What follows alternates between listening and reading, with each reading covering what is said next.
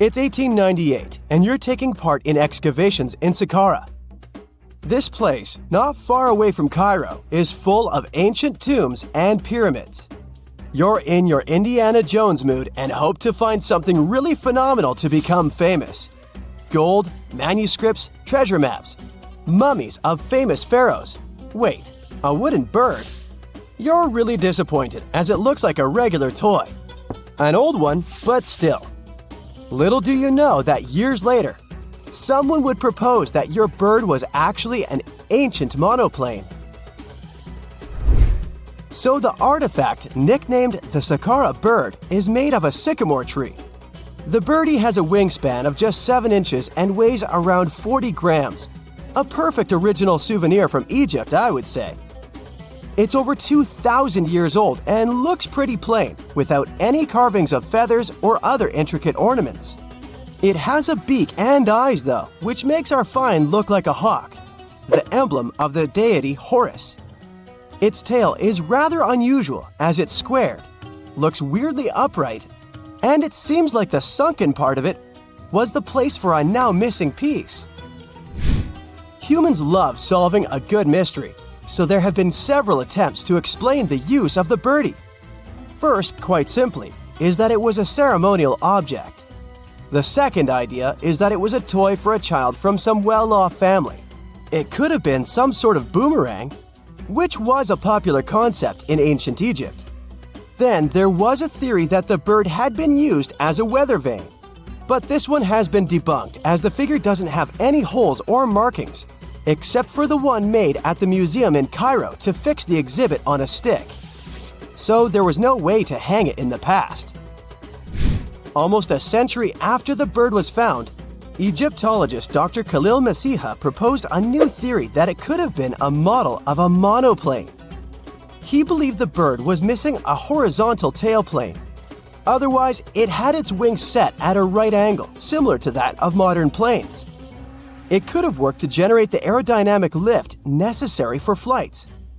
Dr. Masiha also claimed that it was common at that time to place miniature models of technological inventions in tombs. So, did the ancient Egyptians really invent the plane in 200 BCE? That would make the Wright brothers, who are considered the inventors of aviation, really upset.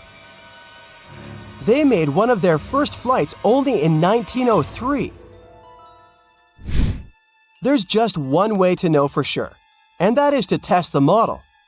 But you know, the ancient museum in Cairo would unlikely let one of their cherished exhibits fly around like a toy. That's why glider designer Martin Gregory built a similar model, this time of balsa wood, and concluded that even with the missing tailplane, the plane wasn't much of a flyer. Case solved? Not really. This didn't sound convincing enough to the History Channel, so they invited an aerodynamics expert to build another replica of the bird. He tested it in weather conditions similar to those in Egypt and was impressed with the little plane's abilities. So, if they did invent the prototype of a plane back in the times of pharaohs, it would be a good example of an oopart. That's an out-of-place artifact, an object that's way ahead of its time in terms of technology or history.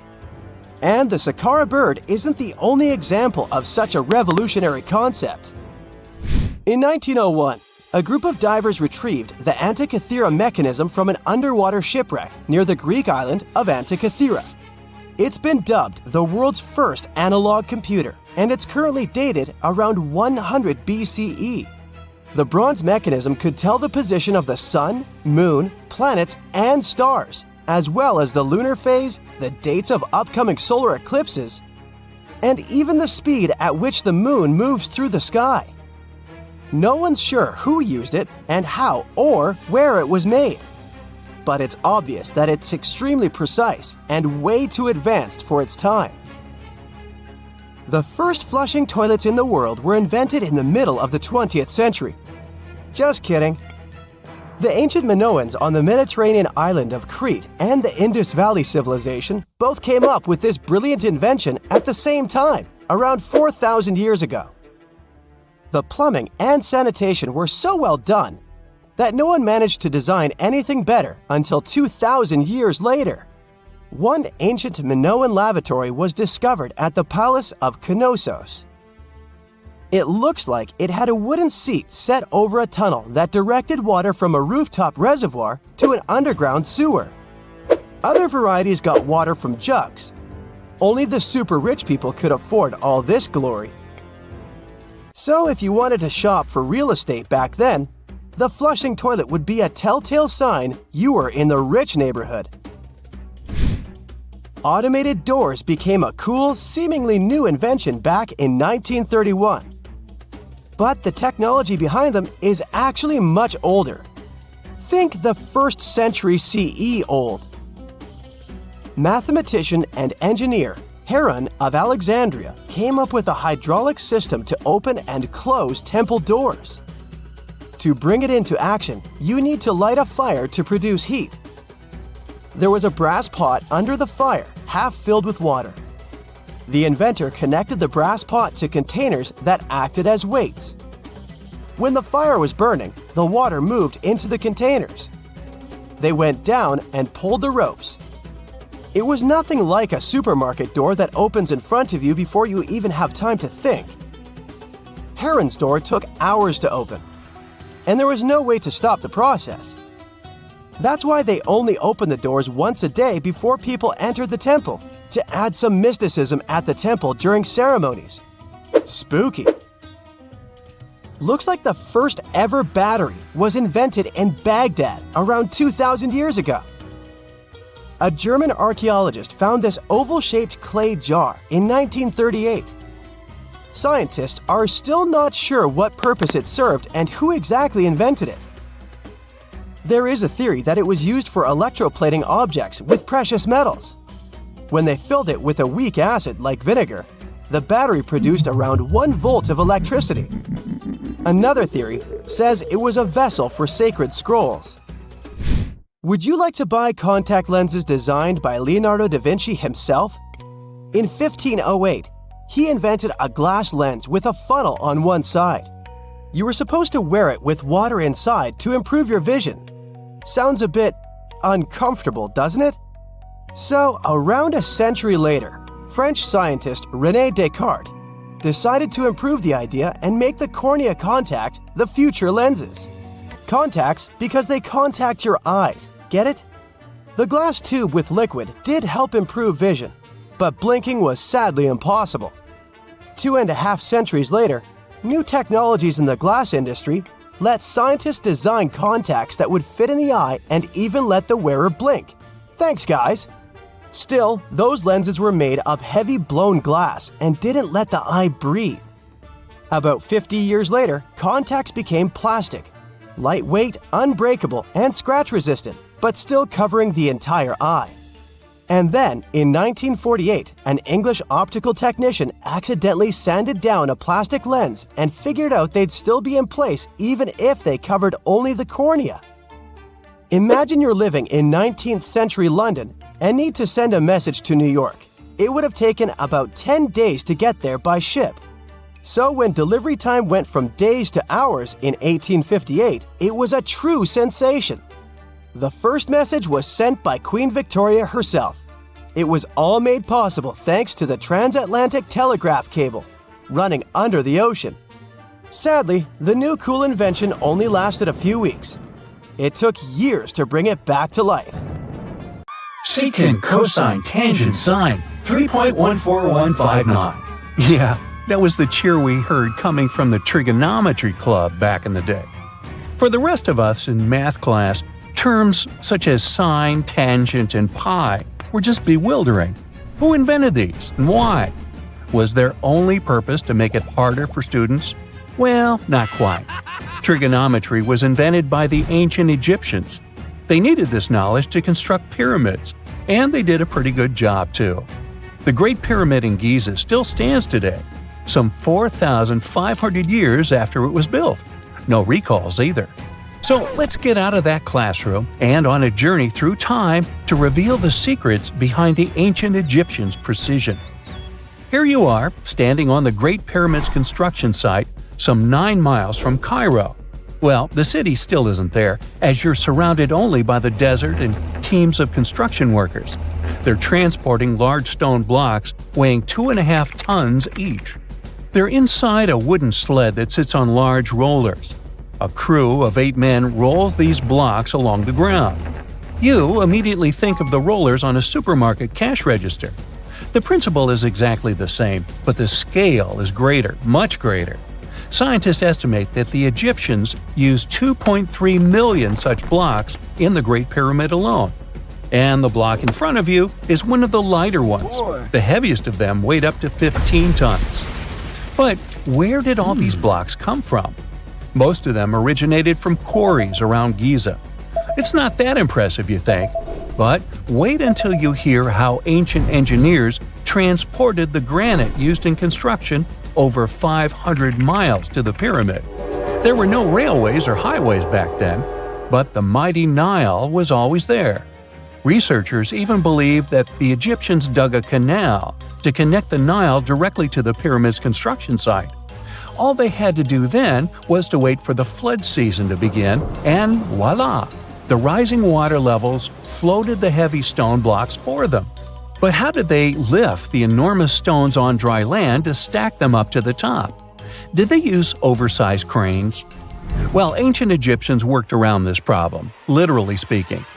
One of the workers is now pointing to the giant ramp going around the pyramid they're building. This is how a mountain road zigzags its way to the top. If the ramp went directly to the top of the pyramid, then workers couldn't pull the stone blocks along it. It would be too steep. Scientists have calculated that 8% could be the maximum incline. So ancient Egyptians just extended the ramp around the pyramid. Again, these are all theories, as the ramp could have been inside the pyramid, as some researchers suggest. The exact building method is still a mystery, guarded by the Sphinx. That's its real name, right? Wrong. As the Great Sphinx is just the statue's alias. You know, the name writers take when they want to hide their true identity, or a singer's stage name. The Sphinx's real name, translated from Egyptian, means Horus in the horizon. That was the name for the Egyptian deity of the sky. The trail of mystery doesn't end there. As a man walks past you with a bucket of paint, he's going to add a touch of color to the Great Sphinx. Researchers found specks of this red color next to its ear. That was some strong paint, as it survived for thousands of years. You are now standing straight in front of the Sphinx. You look up. It's very tall, right? 66 feet to be precise. Now resist the urge to take a selfie. You can do it. Now you notice something else. It looks like the Sphinx is in the center of a giant triangle in the back. That's one side of the Great Pyramid. And no, your eyes are not playing tricks on you. The Sphinx really does sit in the center of the pyramid's lateral face. Here's where math comes in handy. A pyramid has 4 sides, called lateral faces. There's also a 5th face, the base, but that's not visible. It's, wait for it, face down. The Sphinx has one last mystery to reveal: its age. Scientists agree that Pharaoh Khafre built the Sphinx. He ruled after his father, who had built a great pyramid nearby. So both structures were finished around the same time. Let's talk about numbers again. You've heard of Cleopatra, the Egyptian princess described as a woman of great beauty. Hello? She saw the pyramids, but she lived closer to the time of the first iPhone than the time of the people who built the pyramids. Fascinating, right? You can see thousands of people around you. They're working hard to build the pharaoh's tomb. But how many of them are there exactly? One Greek philosopher estimated there were as many as 100,000 workers. Seems like an okay number for such an enormous structure, but it can't be true. Science simply can't back up this number. Egyptologists put the total number of workers at 30,000. And yes, Indiana Jones was one of them, at least on the big screen, but he showed up late. Egyptologists know a lot about the pyramids, but not everything. Not because they don't want to, but because they haven't yet dug up enough evidence. They can only guess how the building process went. First, engineers would arrive to choose the right spot and do the necessary measurements. That's why they needed all that complicated math. Then, it's time for sourcing the material, the large stone blocks I mentioned earlier. When boats deliver them to the site of the future pyramid, workers can finally do their thing. They operated in smaller groups, but there were at least 2,000 of them chiseling and carving away at any given time. Sounds like a typical construction site today? Well, that's because it is, just thousands of years ago. It's amazing what ancient Egyptians were able to achieve with just copper and stone tools. The pyramid is now complete in front of you. But is it the same pyramid we see today? Why is this structure shining bright in the desert sun? Isn't it supposed to be a dusty yellow color? Well, no. Human activity and the elements have completely stripped the outer layer of stones over time. Expert craftspeople polished these blocks using nothing but stone and sand. The end result was a smooth and shiny rock. On the day it was completed, the Great Pyramid of Giza was a perfect triangle of light. Its polished sides acted like giant mirrors, reflecting the powerful Egyptian sun. This is the point where you should put your glasses on, and that shiny thing you see at the pyramid's very top is actually gold. The capstone at the top of the pyramid is called a pyramidion. It was covered in sheets of gold. As you can guess, these were the first stones to disappear. Let's make another stop before we get you back to your classroom. We travel to the British Isles, and no, Stonehenge isn't our destination. It is Newgrange in County Meath. Scientists estimate that the ancient peoples of Ireland built this stone monument around the year 3200 BCE. This makes it older than both Stonehenge and the Great Pyramid in Giza. The function of the circular mound in Newgrange is the same as the one of the Great Pyramid and equally mysterious. The estimated amount of loose stone present in the valley is over 220,000 tons. And it's not just randomly thrown on a pile. The order in which the stones are set makes the structure water-resistant. That would explain how Newgrange had survived for so long. Kinda makes you want to splash out the cash for that waterproof phone case, huh? Well, you're back in your school desk, but today's math lecture is the last thing on your mind. You're thinking about how great the Egyptian pyramids are, and if we have something similar today. It turns out modern engineers are just as impressed with the Great Pyramid as you are. There's a glass pyramid sitting in the main courtyard of the famous Louvre Museum in Paris. The panorama of San Francisco wouldn't be complete without the 48-story Trans-America Pyramid. But Las Vegas went the furthest. There we find the Luxor Hotel. It's so big that it's the third largest pyramid on the planet. And guess what's in front of it? Yup, a replica of the Sphinx. It's 110 feet tall, 2 stories higher than the one in Giza. Yeah, everything's bigger in Vegas. If there's a question that still baffles archaeologists to this day, it's this one. How did the ancient Egyptians build those magnificent pyramids? As far as we know today, their resources were quite limited, especially in terms of tools and building materials. We still don't have a fully satisfying answer, but hey, we've got some pretty amazing theories worth considering. The leading contender among these theories involves the clever Egyptians employing a sneaky strategy. Now picture this. They constructed a slanted and curving mound made of bricks, earth, and sand encircling the pyramid to be. As the pyramid grew taller and taller, they simply increased the height and length of this wacky structure. It's like they were playing an ancient game of Jenga. Now, how did they get those massive stone blocks up there? Well, according to the legendary ancient Greek historian Herodotus, they used sleds, rollers, and levers. It sounds like they turned construction into a supersized game of tug-of-war. And guess what? Herodotus also claimed that the Great Pyramid, you know, the one from Giza, the granddaddy of them all, took a whopping 20 years to build. There's more. Herodotus also dropped a mind-boggling number on us. 100,000 men were supposedly involved in this pyramid extravaganza.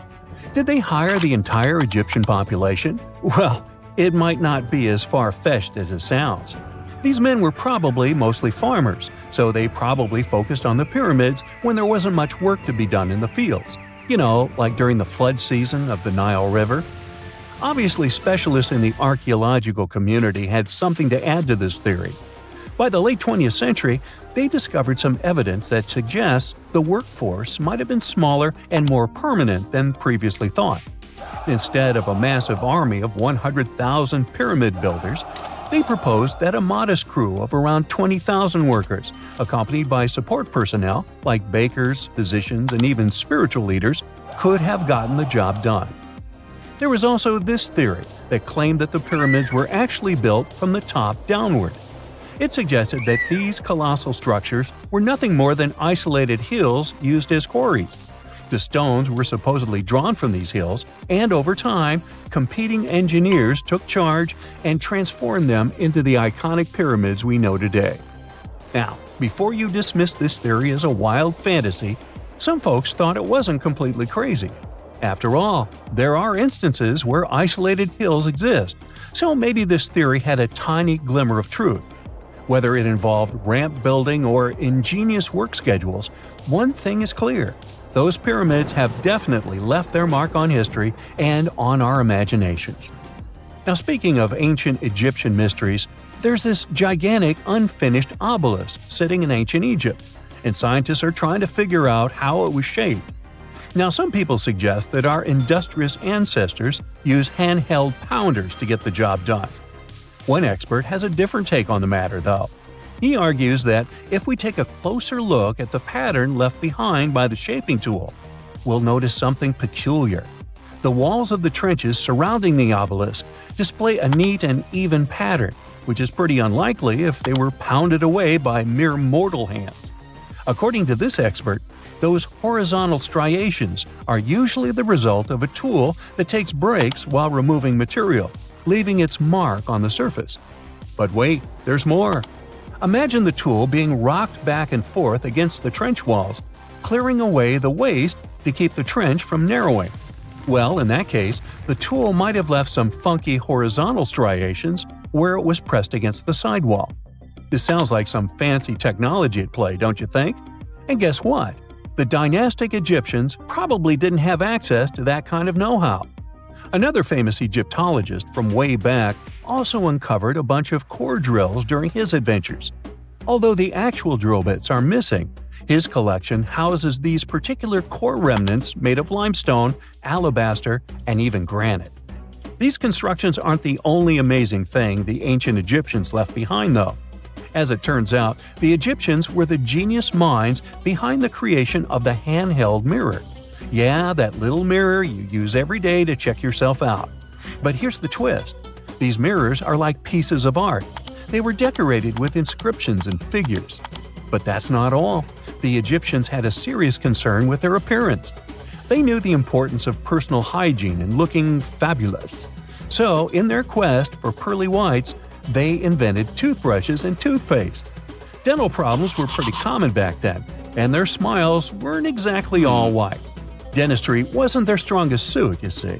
Maybe their minds were distracted by all that pyramid building. So that doesn't mean those ancient toothpaste recipes weren't amazing. One delightful concoction included rock salt, mint, dried iris petals, and pepper. Some brave dentists in the 21st century tried it out, and it worked pretty well.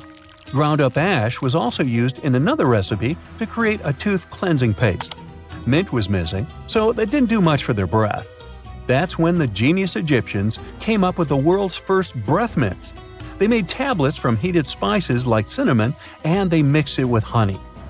Now, let's shift gears to home decor, Egyptian style. They surely took ornamentation to the next level. While the concept of decorating furniture started in Mesopotamia, the Egyptians cranked it up a notch. They went all out with different colors of ink and even developed various weights of paper. Oh, and let's not forget about those cute little area rugs we all have in our homes today. Guess who came up with the idea? Yep, the Egyptians. They used the versatile papyrus plant to make those cozy rugs. And speaking of trends, the Egyptians loved their knickknacks. They had an assortment of small figurines in the shapes of cats, dogs, and people. These statues were made from various materials, like simple sun-dried mud to the ultimate bling of gold. It all depended on how loaded you were. The Egyptians were also all about farming, and they knew that clean water was crucial for their crops and animals. That's why they came up with some nifty inventions and techniques to make sure their land was fertile and their plants were happy. First off, they had the genius idea of using ox-drawn plows. They had two types of plows, heavy and light. The heavy plow would strut its stuff, cutting deep furrows in the soil, while the lighter plow followed behind, fluffing up the earth. But they didn't stop there. After plowing, the Egyptians would break up clumps of soil and sow the rows with seeds.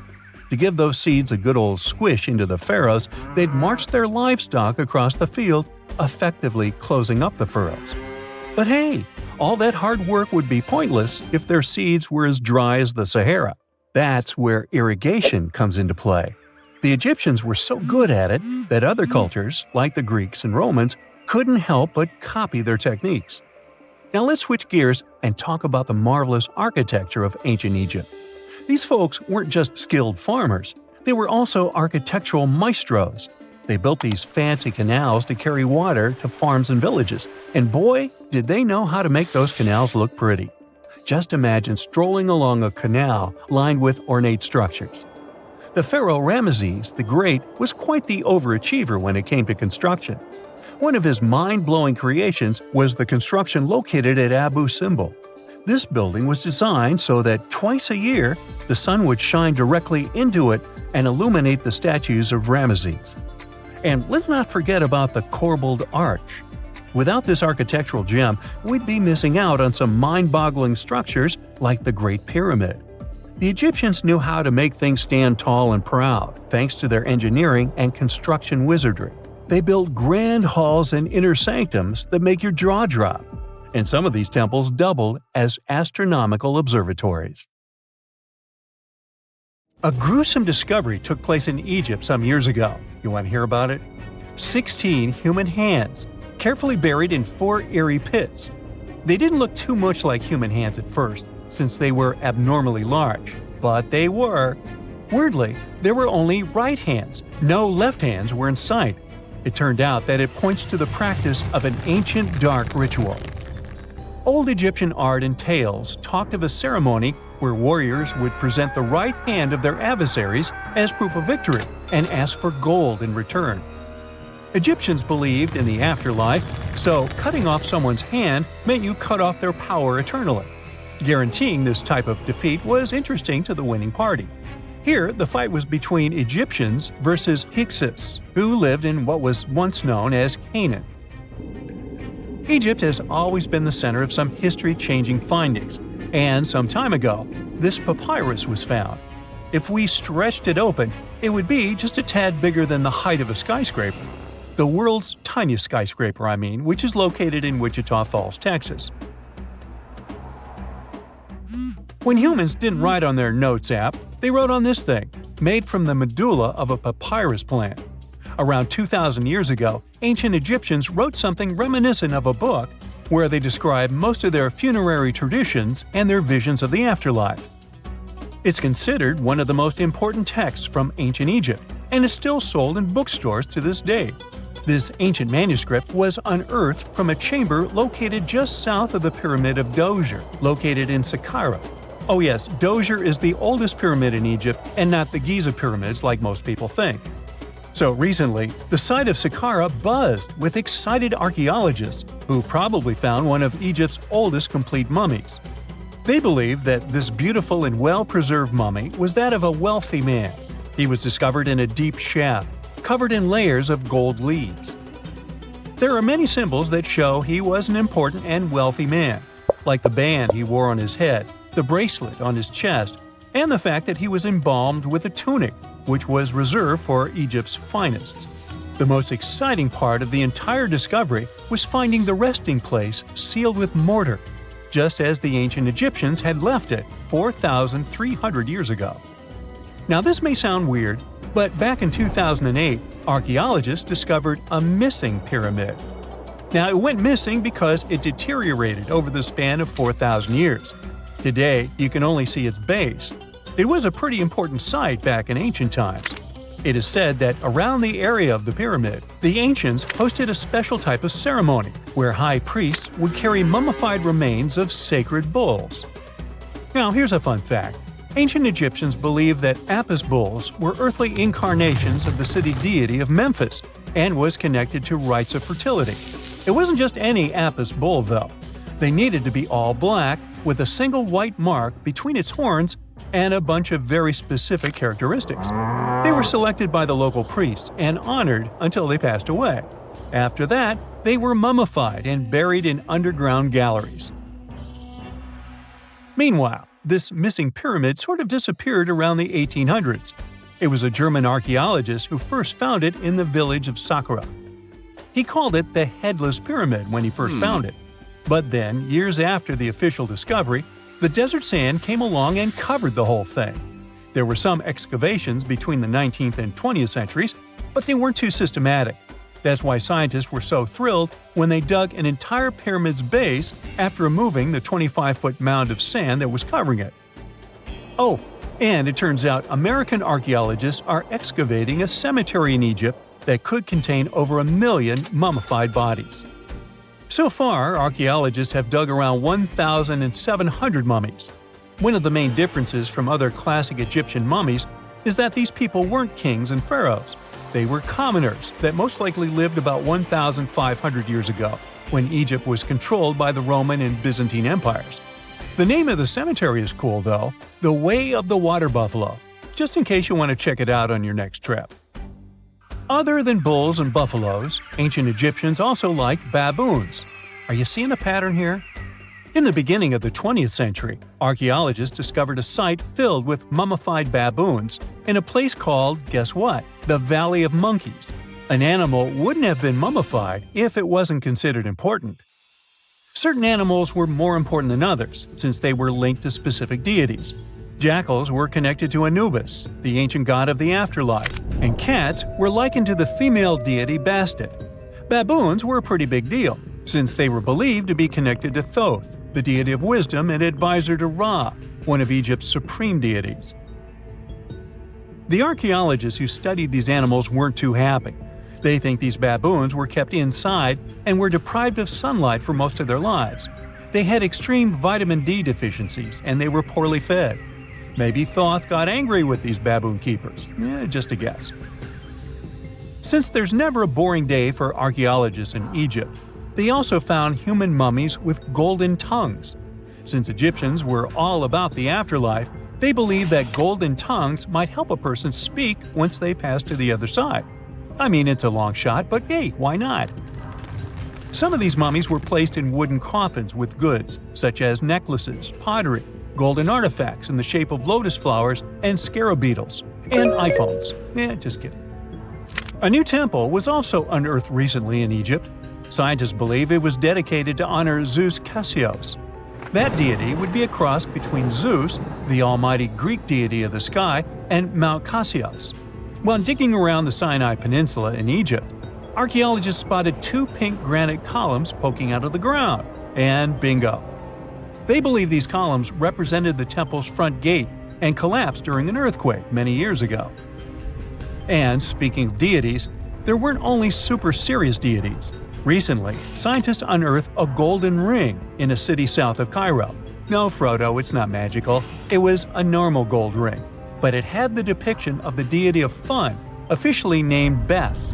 This deity is often described in sacred texts as a happy chubby dwarf. Today, many tattoos we get are sorta deprived of any sense and are made of aesthetic purposes only. In ancient Egypt, though, women would get tattoos as a token of protection for childbirth. That's what scientists think, at least. Around the Nile region, scientists found some mummies that had well-preserved tattoos, which is a rarity since the skin deteriorates so easily. 2 of these women tattooed their lower backs, and the drawings were simple. They were mostly pictures, including that same chubby dwarf we just talked about, Bes. He also had a side hustle as the protector of women during childbirth. Now, would you believe me if I told you ancient Egyptians invented robots? No? Well, that's because that's not entirely true. Sure, they were astronomers, mathematicians, and engineers, and somehow they also squeezed an eccentric invention into that package – an automated deity some scientists called Hathor. This wooden statue had been in the Metropolitan Museum of Art for years before someone noticed its secret. With the help of an X-ray machine, specialists discovered a mechanical operating system inside it. The pulley-like axis goes from the statue's shoulder to her left leg. When the system rotates, the statue raises and lowers her hand. Hey, pick me! Pick me! I got my hand up here. Most people know that pyramids were built as grand tombs for the pharaohs, designed to ensure they had a smooth journey to the afterlife. The Great Pyramid of Giza, for instance, was constructed for the pharaoh Khufu.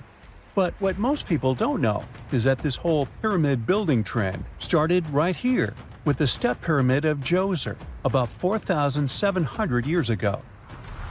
This massive structure was built for Pharaoh Djoser, a ruler from Egypt's 3rd dynasty. It rises 7 layers high above the ground and stands about 200 feet tall. We think of it today as a phenomenal architectural project, but for ancient Egyptians, the step pyramid of Djoser turned out to be more like a massive experiment, a trial run, if you will, to perfect their building skills before they moved on to even more ambitious pyramids. Reaching new heights is super exciting, but the real mystery is what is going on below the ground. In this pyramid's underground labyrinth, there is a network of tunnels stretching about 3.5 miles long, and some researchers believe these tunnels might have been part of a sophisticated water system that could completely change what we think about pyramid construction. Let's talk about this massive complex located in Saqqara. Surrounding the pyramid, there's what's known as a dry moat, a continuous trench that is up to 164 feet wide and almost 2 miles long. It forms a sort of rectangular shape around the pyramid. This trench has an average depth of about 65 feet. Now, if you were to add up all the earth and rock they dug out to create this moat, it would be about 10 times the volume of the step pyramid itself. For the longest time, people just assumed this trench was nothing more than a huge quarry, a place where they dug up stone and clay to build the step pyramid. Makes sense, right? But when you take a closer look, it doesn't add up. The trench is too narrow and deep to be practical for mining, and its layout doesn't match anything we know about ancient Egyptian quarrying methods. Plus, some sections of the trench are actually covered with a rocky ceiling, which would have made it nearly impossible to use as a quarry. Another theory suggests that the dry moat had some kind of spiritual significance. Maybe it was a sacred place, where souls of nobles gathered to serve the late king in the afterlife. There are even niches in the walls that work as a hint at this spiritual function. But most researchers believe that this purpose likely developed much later, long after the complex was built for Djoser. So, what was the moat really designed for? In 2020, a researcher came up with a pretty intriguing idea. It is possible that this trench was actually designed to collect and manage water, especially after heavy rainfalls. Now, that makes sense when you consider the location. The moat sits in an area that could easily have been flooded by runoff water from nearby plains. This could also explain why the trench wasn't used for new graves until much later when the climate became drier and less prone to flooding. The story becomes even more intriguing, as this trench appears to be part of a larger, more complex hydraulic system within the Djoser complex. It is like the trench has several compartments, carefully carved out of the rock and connected by tunnels.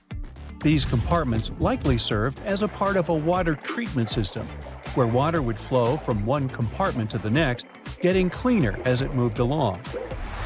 Now, here is where things start to tie into the pyramid itself. The Djoser complex has a series of underground shafts, and some researchers think that water from the moat's deep trench might have been used to power a hydraulic lift system, and this giant water-powered elevator could have been used to raise the heavy stones needed to build the pyramid. It worked like a volcano, but instead of lava, water did the heavy lifting. Imagine a big deep hole in the ground at the center of the pyramid site. Inside this hole, there was a huge wooden platform, kind of like a giant raft that could move up and down.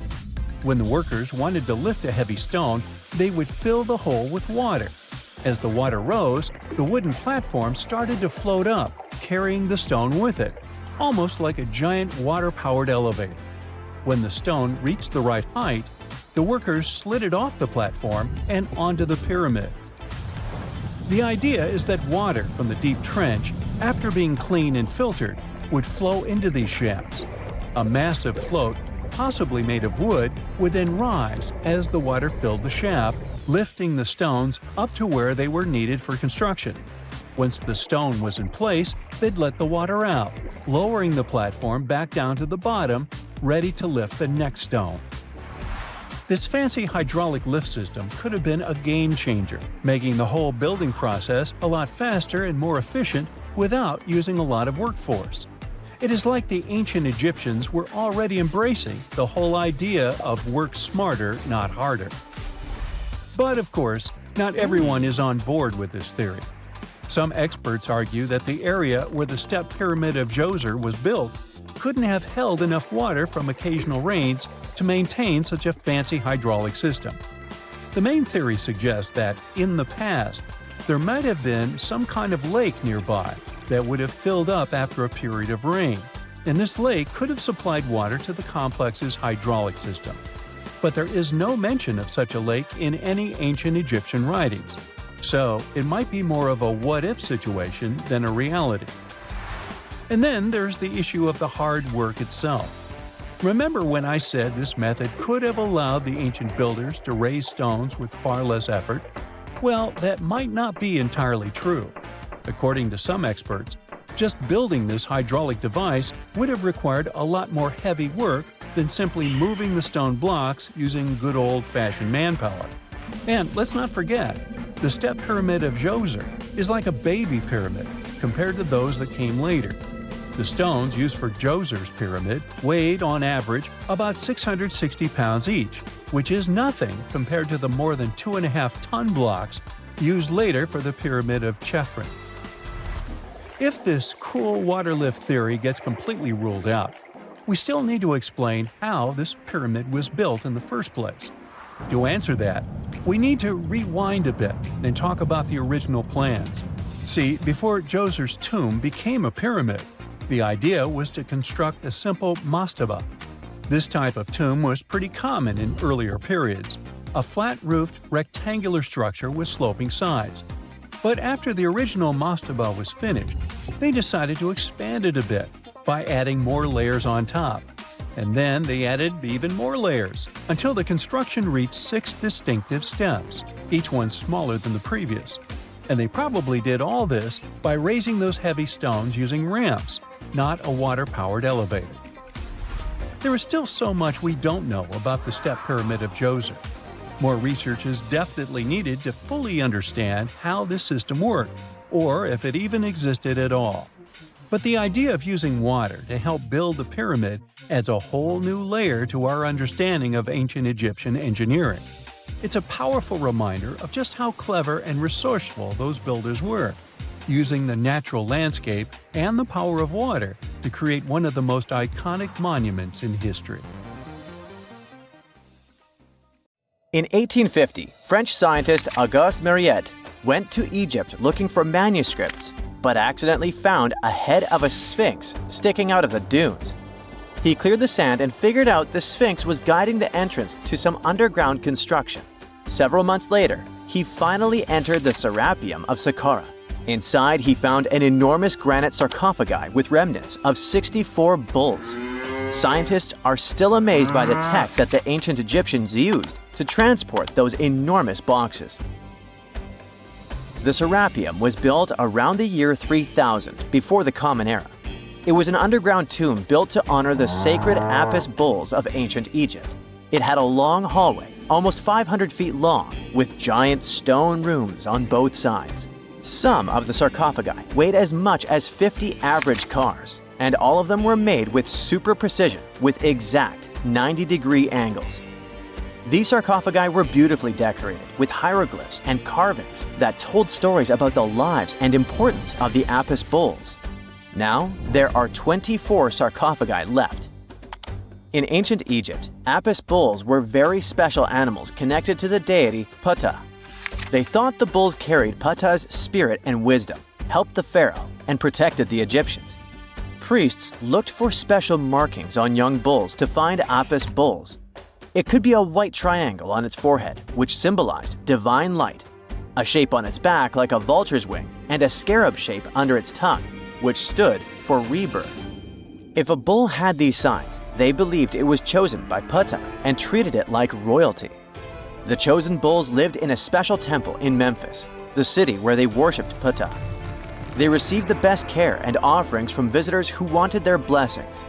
When an Apis bull passed away, it was treated with great honor and mummified. When Mariette entered the Serapium, he noticed traces of rollers on the gallery's floor and found 2 wooden horizontal winches. Each had 8 levers. Later, other explorers saw double rails. The burial chambers were lower than the hallway floor. To get the boxes into place, workers filled the chambers with sand so the sarcophagi could be rolled in straight. Then they slowly removed the sand to gently lower the boxes into perfectly cut spaces in the bedrock. A carved stone sign found in the Serapium said it took 28 days to move just one sarcophagus and its lid into its spot during the time of Ptolemy II. The extreme precision of the sarcophagi with 90-degree angles also has an explanation. Ancient Egyptians wrote texts, or rather, papyrus, on geometry a long time ago. It shows that they knew the approximate number pi and could calculate the volume of a pyramid with its top cut off. If they could figure out complicated math like that back then, it makes sense that they could also carve perfectly flat surfaces 500 years later. All this sounds pretty legit, but some people think certain things don't add up here. The size of boxes is way larger than the size of bulls, yet they buried pharaohs in tiny coffins that barely fit their bodies. The sarcophagi are made out of granite with crazy precision, and they could have just used limestone, which would have made things way easier. The transportation of the boxes seems pretty simple, but only in theory. If one person could pull about 440 pounds, then at least 250 people would be needed to pull just one box. The tunnels in the Serapium are really narrow, only about 2 feet wider than the boxes themselves. There's no way hundreds of people could have squeezed into those tight spaces to pull the boxes. And even if they did, how would they turn the box in the cramped corridor, lower it into its niche, and place it perfectly in the middle? Somehow they did this 24 times, and every box is centered perfectly. Plus, the chambers were dusty and there were no signs of soot from lamps. This means they must have worked in almost complete darkness. The real use of the boxes could also be different. A long time ago, even before the Egyptian pharaohs ruled, the local people already knew how to use fermentation. It happens when tiny organisms called yeast eat certain ingredients like starch and turn them into gas and ethanol. So someone in ancient Egypt probably put food like barley, bread, and even meat inside a giant stone box, then closed it tight with a heavy lid. These stone boxes, carved from granite, were so precisely made that they were almost completely sealed, so nothing could escape from it. As the yeast inside the box started working, it created more and more CO2 gas. It built up pressure inside the box. The granite boxes were incredibly strong. They could handle more pressure than a car tire can hold. When granite was squeezed under such pressure, its crystals produced a tiny electric charge. This effect was possible because granite contains quartz, a material that reacts to pressure this way. The process also needed meat or animal parts, possibly to help the yeast grow better. Meat contains something called oleic acid, which yeast needs to keep growing and to survive the bad effects of the ethanol it produces. As the pressure inside the box kept growing, the combination of gases and electricity made these boxes not just ancient fridges, but powerful energy systems. Over time, the pressure inside got so strong that it could push the lid open and the gas would escape with a pop. But when people rediscovered the Serapium in 1850, they found old drawings that showed piles of stones stacked on top of some of the box lids. So, someone long ago probably tried to make the lids even heavier by adding extra weight to make it harder for the gas pressure to push them open. This extra weight also meant the quartz crystals in the granite could keep creating more electricity under all that pressure. If someone opened one of these stone boxes thousands of years later, they would only find bones from bulls that were placed in the box. And that's exactly what Mariette discovered in the 1850s. They opened the Serapium for visitors soon after the first excavations in the second half of the 19th century. Prince of Wales even had a luncheon with his guests in one of the sarcophagi. Sands and earthquakes made the site inaccessible for a while, but now you can visit it again and try to solve the mystery yourself. With new tech, we could have answers to many other historical mysteries soon. A team of scientists at Chicago's Field Museum of Natural History recently used a special CT scanner to learn more about ancient Egyptian mummies without unwrapping them. They gently rolled 26 mummies on custom carts out to the parking lot, where the scanner was waiting. It took thousands of detailed X-ray pictures of each mummy and their coffins.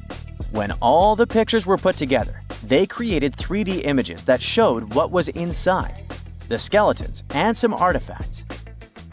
The scientists hope these images will help them understand ancient Egyptian burial practices from over 3,000 years ago.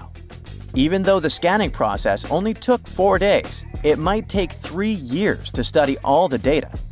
But scientists were able to learn some personal details about the mummies. One of the most popular mummified individuals at the museum, Lady Chineta, was a woman who lived in ancient Egypt about 3,000 years ago. It looks like she passed away in her late 30s or early 40s. To make sure her body looked complete for the afterlife, embalmers put stuffing in her neck to keep it from collapsing. They also placed artificial eyes in her sockets, so she would have eyes in the next world. She was wrapped in fancy linen and placed in a beautifully decorated coffin. The scans revealed that it had been carefully crafted with a slit at the back, which embalmers used to fit the body. There were also some artistic details on the surface, like markings for her knees. It looks like her burial was on the scale of a high-end luxury car. For over 3,000 years, no one knew this place even existed. And then, out of nowhere, archaeologists digging near Alexandria uncovered something absolutely shocking: a forgotten Egyptian city. This place is buried under Greek ruins, hiding secrets that could rewrite the history of pharaohs and their armies. And one of the artifacts, which looks like a simple wine jug, changed everything. We thought that we already placed all the important parts on the map of ancient Egypt: pyramids, Thebes, Luxor, Alexandria. But nope, the map just got an update. The new city was a big deal, and it's about 3,400 years old. It's just been discovered at the site called Kom el Nugus. This place is located west of Alexandria and tucked between the Mediterranean and a saltwater lake called Lake Mariut. This discovery raised a few eyebrows. Scientists thought that this place used to be empty and that it was only settled by the Greeks in about 332 BCE. But it turns out that people lived in Kom el Nugus way before that. When archaeologists were digging through Greek ruins, they started noticing something unexpected: mud brick walls. Yep, you know, the pyramid type. That's the kind Egyptians built during the New Kingdom. These mud bricks were made from mud, clay, sand, and straw. These ingredients were mixed with water and dried in the sun, not baked.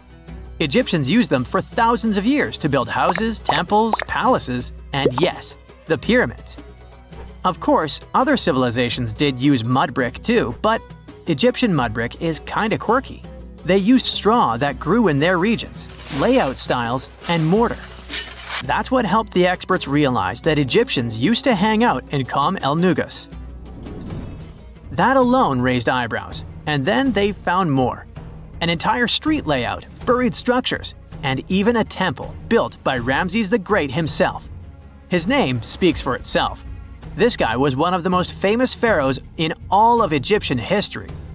He ruled ancient Egypt for 60 years, fought huge battles, and just loved building tons of stuff like that temple. People loved him so much that later pharaohs literally pretended to be him or wrote his name on their buildings. That's when archaeologists realized that they weren't looking at some dusty mud bricks of a tiny village. That's an entire buried city. They immediately started digging more. Turns out the whole place wasn't random. It was built with great care. The streets had drains to stop rainwater from damaging the soft mud-brick walls. There were also small tomb chapels with writings about soldiers. This suggests this place might have been the military base, and that changes a lot. In ancient Egypt, when the military showed up, there must have been a reason. So what was it? Protection? Conquest? Control of something important? In the case of this city, it was probably about wine, water, and trade on the edge of the desert. What's even crazier is that we still don't know just how big it was. The team has only uncovered part of it so far. There could be fortifications, warehouses, administrative buildings, or even more religious or royal structures waiting underground. We also don't know what this town was called in ancient times. That name is still buried. But it might be uncovered someday, maybe inside a wall, maybe on a scroll, maybe on another broken jug. One of those already turned out to be a mind-blower. A chunk of a ceramic jar, called an amphora, had a royal seal pressed into it, and that seal bore the name Meredaton. Princess Meredaton wasn't just anyone. She was the eldest daughter of Queen Nefertiti and the older sister of King Tutankhamun. Yes, that's right. Both Nefertiti and King Tut were involved here. All that was about a century before Ramses the Great built one of his temples here. Looks like the city was founded back in the days of another pharaoh, the pharaoh Akhenaten, husband of Queen Nefertiti, father of Princess Meredaton, and future king Tutankhamun. That guy, Akhenaten, was a bit of a wild card. He was the type who really gets weird about one of his interests. He tried to completely change Egypt's religion, forcing everyone to worship the sun disk called Aten instead of the usual deities. He basically told all Egypt that all their mythology was wrong, and from now on, there will be no more Osiris, no more Thoth or Set. Just raw sunlight only, people. That's known in history as the Amarna period. And he went all in. Changed his name, built an entirely new capital city called Amarna in the middle of the desert, redesigned temples, rewrote hymns, and even banned traditional religious imagery.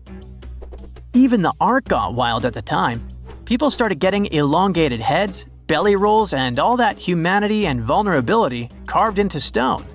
It was deliberately weird. He wanted to show the family not as perfect gods, but as human vessels of divine light. Everyone had to awkwardly smile and play along because he was the pharaoh after all. The wackiest part is that after his rule, his son, Tutankhamun, reversed all the sun disk-related stuff.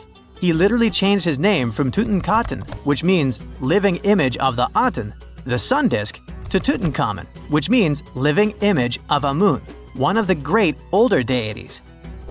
King Tut brought back the old deities, reopened the temples, and erased as much of Akhenaten's legacy as possible.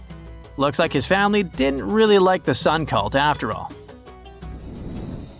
Meanwhile, this discovered wine jug shows that the city was probably active, thriving with life during Akhenaten's times. That's huge. Up until now, there was no clear evidence that his radical ideas and projects extended all the way to the north. The jug also shows that vineyards and wine production reached all the way to the north in ancient Egypt. Wine really was a huge deal, worthy of placing a military base here. Princess Meredaton most likely used this jug. Just like with her brother, she was born into the sun and named after it. Her name, also spelled Meritaten, meant beloved of the Aten. As the eldest daughter of Pharaoh and his queen, born right into the middle of radical religious changes, she was raised to perform the future queen's duties.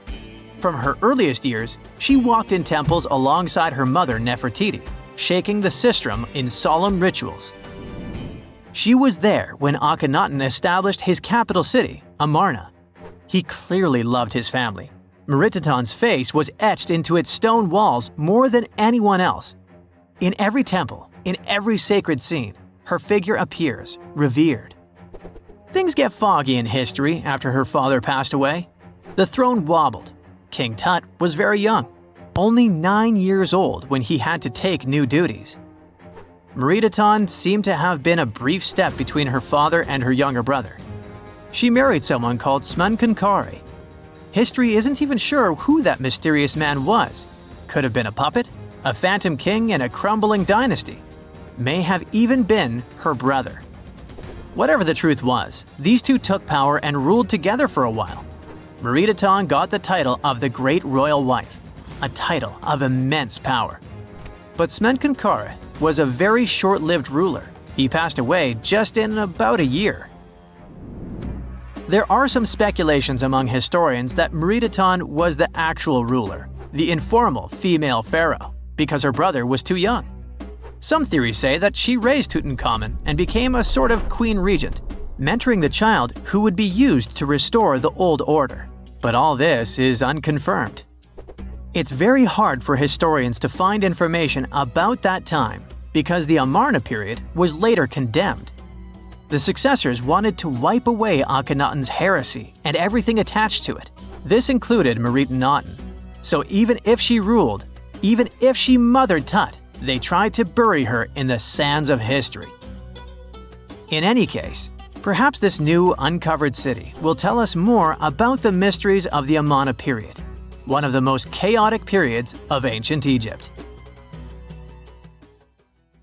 Archaeologists were looking for the long-lost tomb of Cleopatra when they found something that seemed too good to be real. Roughly 43 feet underground beneath a ruined Egyptian temple, there was a perfectly straight tunnel, carved through solid sandstone. The tunnel is over 4,200 feet long, and so precise that experts called it a geometric miracle.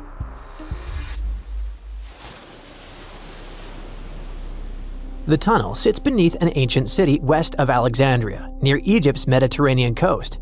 The team that found it carefully peeled back layers of stone and debris until they hit this passage, about 6.5 feet tall, cut cleanly into bedrock.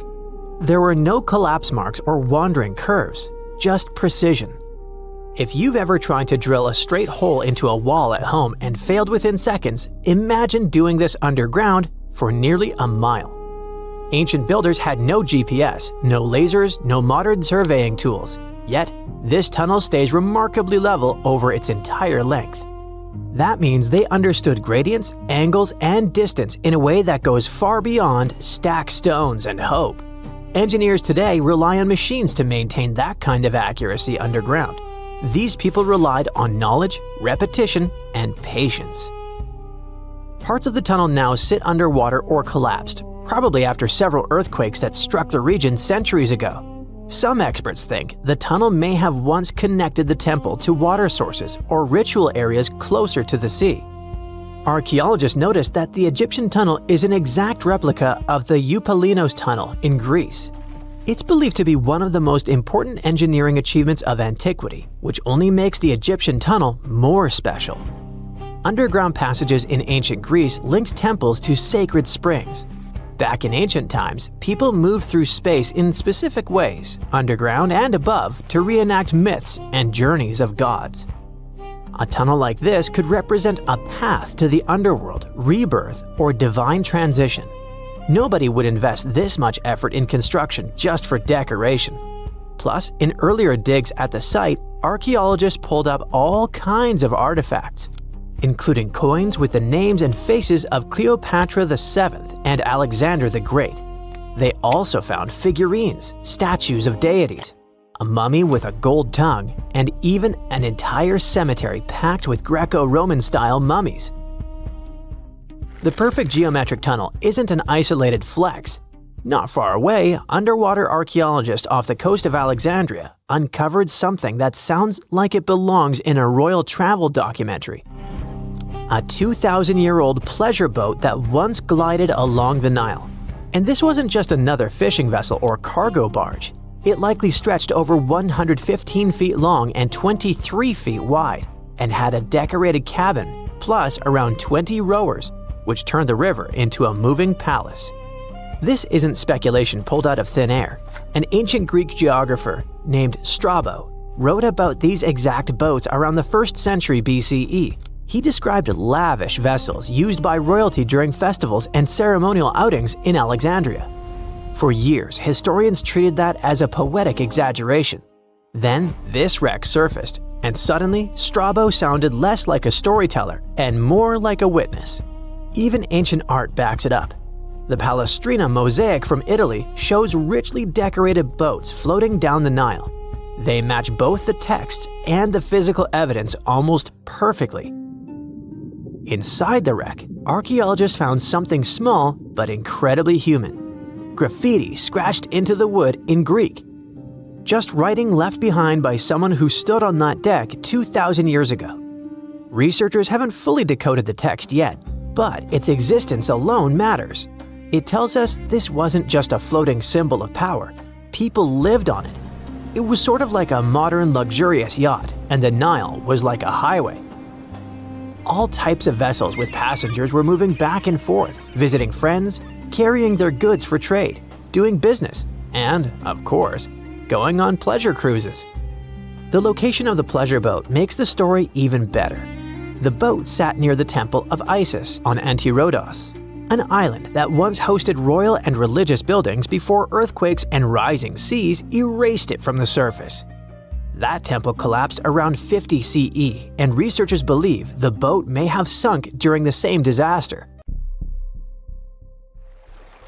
Another recent find that has to do with life on the Nile is the lower part of the massive worship complex about 10 miles southwest of Cairo. It connects directly to an upper temple dedicated to Ra, the Egyptian deity of the sun. The newly excavated part is a 4,500-year-old valley temple. The upper temple sits on higher ground, and archaeologists excavated it years ago. The valley temple is closer to the Nile, and it's connected to the upper part by a causeway. A German Egyptologist actually started excavating part of the temple back in 1901, but the groundwater sat much higher then, and he had to stop. Now, the groundwater level is lower, and a modern team has managed to excavate about half of the Valley Temple since 2024. Once they got in, archaeologists uncovered the remains of a columned entrance portico. Then they found blocks carved with a calendar of religious events, almost like an ancient public schedule. The text includes feasts for Saqqara, a falcon-headed deity linked to Memphis, which was a major capital during the Old Kingdom, plus the festival of Min, a fertility deity, and even the procession of Ra. The calendar blocks all showed up around the entrance portico area, which most definitely means that the outside facade of the temple displayed this long feast calendar publicly. That's why archaeologists think this might be one of the earliest examples of a true public calendar ever found. A literal event list for an entire community, built into the architecture. On top of that, the team found dozens of decorated blocks covered in inscriptions that named a pharaoh who ruled around 2420 to 2389 BCE and had the temple built. This temple shows how people moved through ancient Egypt. Because the upper temple handled the main worship, but the valley temple made the whole place accessible. It acted like the landing area for boats coming in, either directly from the Nile or more likely from one of its side channels. So instead of hiking across desert terrain, visitors could arrive by water, step onto the temple's landing stage, enter through the Valley Temple, then head up the causeway ramp toward the upper temple on the hill. After about a century of use, researchers found that the Valley Temple had been repurposed into a residential area. And the best part is, what they found from that era: 2 wooden pieces used for playing Senet, an ancient board game. Senet shows up at other Egyptian sites too, including King Tutankhamun's tomb, but nobody fully agrees on the rules today. Some discoveries in Egypt create new mysteries instead of solving the old ones. Earlier in 2025, archaeologists announced the discovery of the first pharaoh's burial found in or near the Valley of Kings since King Tut's tomb in 1922. The newly found tomb of Thutmose II flooded almost immediately after burial. Ancient officials rushed in, removed the mummy and most of the grave goods, and hid them somewhere else. The weirdest part is that an alabaster ointment jar inside the tomb links the burial directly to Hatshepsut, Thutmose II's wife and half-sister. The inscription basically says she made this monument for him, which proves she arranged his burial. But it still doesn't explain why she placed him here and later chose the Valley of the Kings for herself. Now, archaeologists are studying a huge mound of rubble near the tomb, about 75 feet tall, and suspect it was built to hide something important. If a second tomb sits underneath, it could be complete and undisturbed. So, the deeper the archaeologists dig, the more ancient Egypt stops feeling like a gone civilization and starts feeling like a paused one. Looks like it didn't just survive time, it outsmarted it. And we're only just beginning to catch up. It turns out the Great Pyramid of Giza might be way older than we think, like over 20,000 years old. That's older than farming or written language. But then, who built such astonishing monuments? Were those even human? Italian researcher Alberto Donini based his idea on something called the relative erosion method.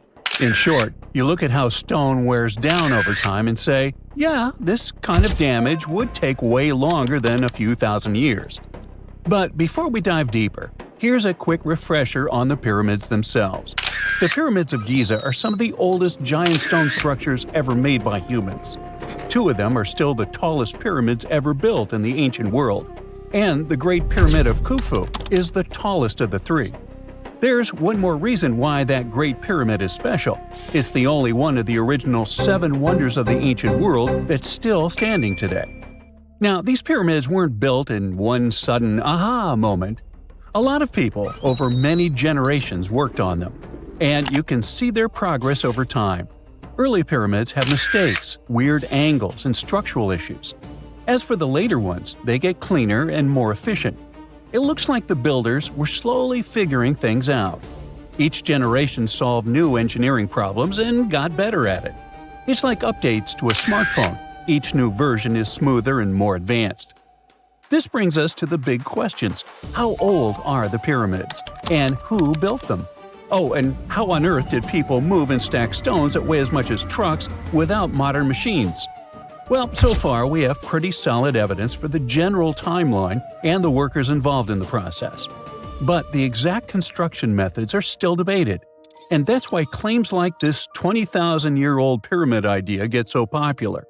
Most historians stick with the traditional dating, around 4,500 years old. Now let's get back to the relative erosion method. Wind, rain, heat, cold, they all slowly eat away at rock. And the longer a stone sits outside, the more damage it collects, like how an old sidewalk looks way rougher than a brand new one. And the Great Pyramid wasn't always rough and blocky. It used to be wrapped in smooth white limestone. But after a big earthquake in the year 1303, Egyptians pulled off the outer stones and used them to rebuild Cairo. That's why parts of the pyramid have only been exposed to the weather for about 675 years. At the base of the pyramid, there's a limestone pavement. Some of it was hidden under those casing stones for thousands of years and only got exposed after they were removed. Right next to it, there's pavement made of the same stone, but it has been exposed since the day the pyramid was built. These different amounts of time in the open turn the pyramid into a natural stopwatch. Basically, Donini looked at 2 parts of the same stone, asking a simple question. If this much damage happened in 675 years, how long would it take to make that much damage? To get the answer, he didn't examine just one spot. He checked 12 different places around the pyramid, because stone doesn't wear down evenly everywhere. Some areas get more wind, others are exposed to more sun, and some may have tiny cracks that speed things up. Because of that, the numbers he got were very different. Some spots made the pyramid seem pretty young. Other spots made it seem crazy old. So instead of picking one number, he averaged them all together.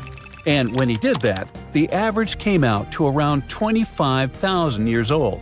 If that estimate is even a bit close, it would mean the pyramid was built way earlier than we think, somewhere around 2300 BCE. Now, Donini doesn't claim this is an exact date. According to his analysis, there's a strong chance that the pyramid is much older than traditionally believed, but it's not a guarantee. So, it's no wonder that a lot of experts strongly disagree with this theory, which makes it controversial. Now, that's a great thing about science. It's based on facts, not whatever is popular at the time. But let's sneak a peek inside these mysterious ancient pyramids. The Great Pyramid is the oldest of the 3 famous pyramids of Giza, and it's also the biggest. It was built as a tomb for Pharaoh Khufu, who ruled during Egypt's 4th dynasty. If you've ever heard the name Cheops, that's just the Greek version of Khufu's name. Basically, same guy, like Robert versus Bob. Right next to the Great Pyramid, there are 2 more large pyramids. Those weren't some random projects, they were built for Khufu's family. All 3 were constructed during Egypt's Old Kingdom, spread out over 3 generations of rulers. We really can't pin down the exact dates because we don't have enough evidence. Historians have to piece the whole story together with the help of ancient records, inscriptions, and radiocarbon dating, like assembling a timeline from half-burned notes and faded receipts. One big mystery is whether each pharaoh lived long enough to see their pyramid finished. These projects were massive and took years, even decades. It's very possible that some pyramids were completed by the next ruler after the original pharaoh passed away. The Great Pyramid itself was likely built around 100 years after an earlier one, which was a step pyramid. It was kind of a prototype that helped Egyptian builders figure out how to go from stacked steps to smooth-sided giants. But how did they actually pull this off? Because stacking millions of giant rocks into a perfectly shaped pyramid is not something you do when you're bored. First thing we should consider, nobody had really done this before. The older pyramid was more like a giant stone staircase. So cool, but very different. The pyramids at Giza were a whole new level. That's like going from building a shed to suddenly constructing a skyscraper and somehow not messing it up. For one thing, ancient Egypt had it pretty good back then. Every year the Nile flooded, and when the water went away, it left behind super fertile soil. In other words, they had tons of food, more than enough to keep people alive and feed a massive workforce. That extra food powered the pyramid project. The rulers figured out how to organize farming really well. They took that extra food and used it to support thousands of workers. Now, speaking of workers, some people likely worked on the pyramids full-time. Others were farmers who helped out when they weren't busy in the fields. Some people probably paid their taxes by doing labor. Plus, researchers found notes that showed a lot of day-to-day planning. During the wet season, Egyptians used shallow boats to float heavy stones closer to the site instead of dragging everything across land. So, the river was handling a lot of the heavy lifting. The real headache was getting those massive stones up. You just can't lift a multi-ton rock over your head and hope for the best. The defeat would be crushing. The builders had to use ramps. But if you build one long straight ramp from the ground all the way to the top of the pyramid, that ramp would be so huge it'd be like another pyramid. Like, congrats, you built the wrong pyramid first. So because of that, people came up with other ideas. Maybe the ramp wrapped around the outside, spiraling up like a parking garage. Or maybe the ramp was hidden inside the pyramid, which sounds cool and mysterious, but there's not great proof for it yet.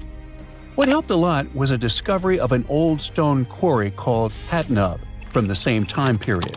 Archaeologists found a super steep ramp system that everyone used to think was impossible. It had holes for wooden posts on the sides, and workers probably used ropes and sleds to drag huge stone blocks uphill. Just imagine a group of people hauling a sled while looping ropes around posts for extra leverage. It's like ancient gym bros doing leg day non-stop. If the pyramid builders used something like that, it means the ramps didn't need to be massive. They could be way shorter and steeper. In any case, the mystery of the pyramids is far from solved. Maybe one day, someone will discover the rest of the tale.